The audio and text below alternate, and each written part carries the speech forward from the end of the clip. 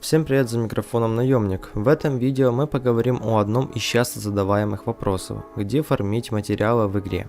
Думаю, все задавались таким вопросом, когда настало время прокачивать не только смотровую вышку, чтобы найти всеми популярную ВСС, а также мастерскую и ремонтную станцию для дальнейшего развития. Думаю, для тех, кто смотрел видео о том, где фармить компоненты, понимают, что компоненты компонентами, их по сути не так уж и сложно искать, после того, как разработчики добавили возможность найти аккумулятор на лешаке. С материалами все намного труднее. Несмотря на то, что их можно найти на любой локации и в чем-либо, игра требует данный ресурс в очень большом объеме. Кто знает, тот знает. Эх, незабываемые эмоции. Итак, начнем с карты, которую я составил, где указал на каждом уровне локации хотя бы одну локацию, которая приносит как минимум больше материалов, чем остальные. По сути, после открытия второго уровня смотровой вышки она вам не понадобится. А теперь те самые три локации, которые подходят лучше всего для фарма материалов. В среднем вы сможете находить там от 30 до 40 плюс материалов за рейд. Это на 40% больше, чем на других локациях. Давайте разберем эти локации. Локация завод Малиновка. Малиновка достаточно небольшая локация, которую в среднем проходит за 7 минут. К этому всему можно также добавить, что локацию достаточно легко лутать, так как в основном весь лут спавнится в трех местах. Склад контейнеров, обычный склад и завод. Рекомендую при рейде этой локации проходить все эти места, а также по возможности не забывайте забегать в грузовики и трансформаторную будку, так как там также можно найти много чего интересного. Если говорить о противниках, которые обитают на заводе, то их достаточно легко проходить, за исключением бандитов, и не тех, которые можно найти на свалке, а вот этих. Они достаточно легко устраняются, да и урон у них небольшой. В основном на локации такая группа спавнится не больше одного раза. Остальное место занимает зомби. Кстати, небольшой факт. Зомби-строители составляют 2/3 от всех зомби на локации. Если говорить об фарме, то, как и ранее было упомянуто, локация приносит в среднем на 30-40% больше материала, чем на других локациях.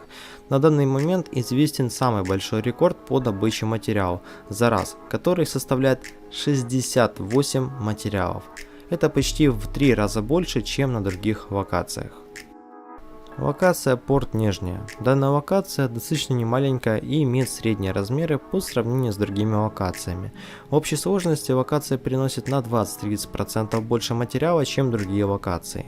Если проводить рейд, то тогда можно наблюдать достаточно большое количество мест, начиная от небольших поселений, заканчивая военным складом.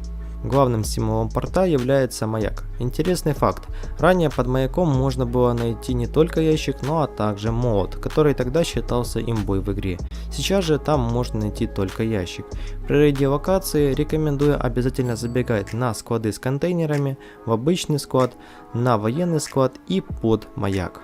Если говорить о врагах, то локация уже будет намного сложнее, чем та же Малиновка. На локации не только вы сможете найти более лучше экипированных бандитов, но также штурмовиков, которых уже не так уж и легко пройти. В среднем на локации спавнятся 2 группы бандитов, все остальное место занимает зомби. По сути, почти все виды, начиная от обычных зомби, заканчивая военными зомби. В среднем на рейд локации тратят около 10-15 минут. Максимальный рекорд, который был известен по сбору материалов, составляет 61 материал. Локация Карьер Каменск. Думаю, многие игроки поставят данную локацию в топ-1 по посещаемости за всю игровую карьеру, так как данная локация имеет маленькие размеры, что ускоряет процесс фарма. В среднем на рейд тратят по 7 минут. Локация приносит на 40% больше материала, нежели другие локации, что ставит ее на первое место по фарму. Несмотря на то, что характеристики схожи с локацией завода, локация имеет несколько мест для поиска ресурсов. Сам карьер, здания, лагеря с палатками и заброшенные машины. Как это ни странно, несмотря на то, что локация имеет небольшое количество противников, стоит помнить, что эта локация открывается на 5 уровне смотровой вышки. И самой большой проблемой локации есть бандиты, которые намного лучше экипированы, нежели на ранее упомянутых локациях. В среднем на локации спавнятся от 1 до 2 групп, в которых присутствует по 3 бандита. Остальную же часть занимают зомби, в составе которых спавнятся обычные, токсичные, военные и строительные виды зомби. Несмотря на то, что локация кажется с одной стороны сложная для рейда, она пользуется очень большой посещаемостью. Самое главное, стоит правильно подбирать снаряжение, которое уберет все ваши тревоги. Максимальный рекорд, который был поставлен по добыче материала на данной локации, составляет 69 материалов, что на один материал больше, чем на заводе Малиновка. Ну что ж, вот такие у нас на сегодняшний день локации для фарма материала.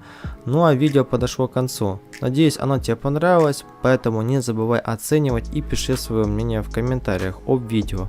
Ну а за микрофоном был я, Наемник. До скорого!